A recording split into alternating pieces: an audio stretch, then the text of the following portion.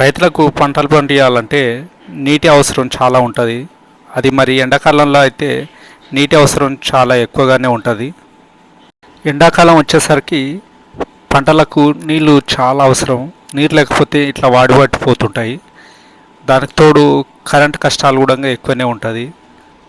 మా అమ్మ మా నాయన ఎప్పుడు కూడా పొలం పనులు వీళ్ళిద్దరే చూసుకుంటారు. నేను చాలా తక్కువగా వస్తుంటా చిలకకు. అప్పుడప్పుడు ఆ గుడిసె దగ్గరనే ఉంటాం మేము. ఉద్యోగస్తులకు సెలవులు ఉంటాయి కానీ పంట పండించే రైతులకు మాత్రం సెలవు అనేది ఉండదు. ఎండ వచ్చినా వాన వచ్చినా పండుగ వచ్చినా ఇంకేదైనా కానీ పంటతోనే జీవితం గడుస్తూ ఉంటుంది. పల్లి పంట చేతికొచ్చే సమయానికి కరెంటు కూడా కొంచెం ఇబ్బందిగానే ఉంది. ఇంకా పల్లి పంట పీకే సమయంలో కరెంటు మధ్యలో రిపేర్ వచ్చింది. ఇంకా ట్రాన్స్ఫార్మర్ దగ్గరకు వచ్చి చూస్తే ఇట్లా కేబుల్ కింద పడిపోయింది. మధ్యలో ఒక బుష్ రాడ్ అనేది కట్ అయిపోయింది. పవర్ సప్లై నిలిచిపోయింది. దీన్ని ఇప్పుడు రిపేర్ చేయాలంటే ఎలక్ట్రిసిటీ డిపార్ట్మెంట్కి సంబంధించిన వాళ్ళు ఎవరు కూడా అందుబాటులో లేరు. ఇప్పుడు వాళ్ళు ఫీల్డ్ మీద వేరే చోట పనిచేస్తున్నారు. మనకేమో కరెంట్ అవసరం చాలా ఉంది. ట్రాన్స్ఫార్మర్కు పవర్ సప్లై అవుతుంది. దాని పవర్ని నిలిపేసిన తర్వాత రిపేర్ చేసుకోవడానికి వీలవుతుంది. ఈ ట్రాన్స్ఫార్మర్కు ఏవీ స్విచ్ లేదు. ఇదే కాదు, చాలా ట్రాన్స్ఫార్మర్లకు రైతులకు అందుబాటులో ఏవీ స్విచ్లు అనేటివి ఎక్కడ కూడా అందుబాటులో లేవు. పక్క చిలకల వాళ్ళు కూడా ఇదే ట్రాన్స్ఫార్మర్ నుంచి పవర్ సప్లై అవుతుంది. వాళ్ళకు కూడా ఈ కరెంట్ అవసరం ఉందని వెయిట్ చేస్తున్నారు. గతంలో ఈ పనిచేసిన అనుభవం నాకుంది కాబట్టి ఇంకా నేనే ట్రాన్స్ఫార్మర్ ఇప్పదీసి బాగు చేసిన. పాతకాలం నాటి ట్రాన్స్ఫార్మర్లకు ఇట్లా ఎయిర్ పైప్ అనేది ఇస్తారు. ఇది ఎందుకంటే లోపల వైండింగ్ ఉంటుంది. అది హీట్ ఎక్కినప్పుడు ఆ వేడి చల్లారబడడానికి ఈ పైప్ గుంట గాలి వెళ్ళిపోతుంది. ట్రాన్స్ఫార్మర్ పైన ఉన్న మూతను తీసిన తర్వాత లోపల ఏ విధంగా ఉందో చూపిస్తా. ఈ ట్రాన్స్ఫార్మర్ లోపల వైండింగ్ అనేది లోపల ఉంటుంది. ఆ వైండింగ్ హీట్ ఎక్కకుండా ఈ ఆయిల్ అనేది పోస్తారు. ఆయిల్ వల్ల వైండింగ్ గరం కాదు. ఈ బుష్ రాడ్ ఫిట్ చేసిన, దీనికి కనెక్టర్ కూడా ఫిట్ చేసిన. బుష్ రాడ్ వైండింగ్ లీడ్ లోపల మెల్ట్ అయి కట్ అయిపోయింది. ఆడికి తీసేసి ఒక లీడ్ని సర్జ్ చేసి బోల్ట్తో బాగా టైట్గా బిగించేసిన. ట్రాన్స్ఫార్మర్ లోపల ట్రాన్స్ఫార్మర్ ఆయిల్ అనేది కూలింగ్కు ఉపయోగపడుతుంది. ఇది సరైన మోతాదులో ఉందా లేదా అనేది కూడా రైతులు గమనించుకోవాల్సిన అవసరం ఉంటుంది. ఇంకా మొత్తానికి రిపేర్ చేసేసిన. ఇంకా తర్వాత పైన మూత బిగించి బోల్టాలు కూడా ఫిట్ చేసేసిన. తర్వాత ఆ కేబుల్ కలెక్షన్ కూడా ఇచ్చేసిన. రైతులు ఎదుర్కొనే సమస్యలు ఈ విధంగా ఉంటాయని చెప్పడానికి ఈ ట్రాన్స్ఫార్మర్ దగ్గర ఒక వీడియో చేసిన. రైతులకు ఇట్లాంటి రిపేర్లు చేసుకోవడం చాలా కష్టమైన పని. ట్రాన్స్ఫార్మర్ బాగైన తర్వాత కరెంట్ అనేది సప్లై ఆన్ అయింది. తర్వాత చిలకల పొలాలకు నీళ్ళు పారబెడుతున్నాం.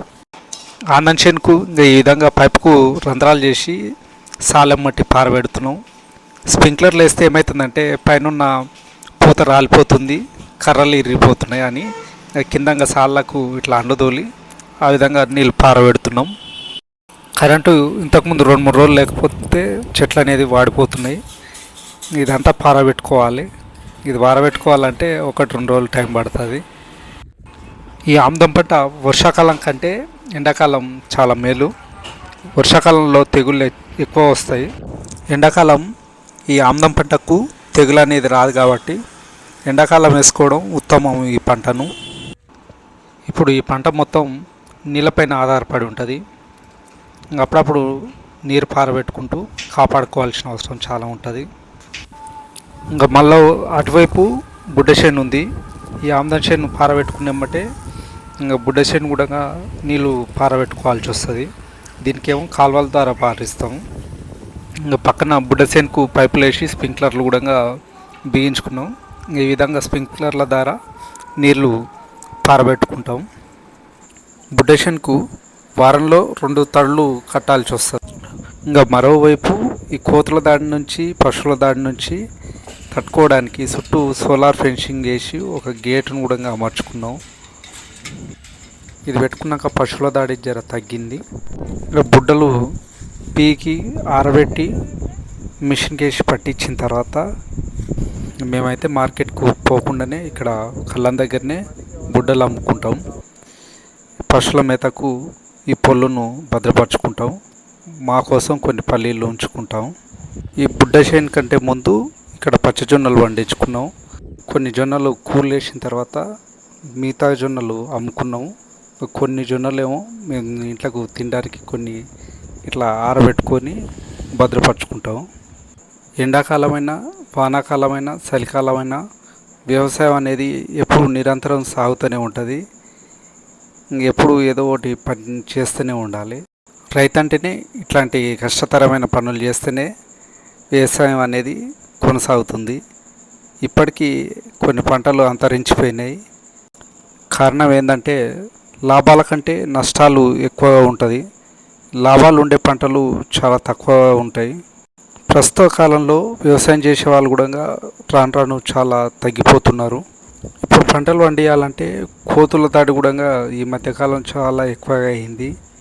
దాని నుంచి కూడా ఈ చుట్టుపక్కల వ్యవసాయం చేసే రైతులు కూడా చాలా తగ్గిపోయారు. దానికి తోడు వాతావరణం కూడా సరిగ్గా సహకరించకపోవడంతో వ్యవసాయం కష్టతరంగా నడుస్తుంది.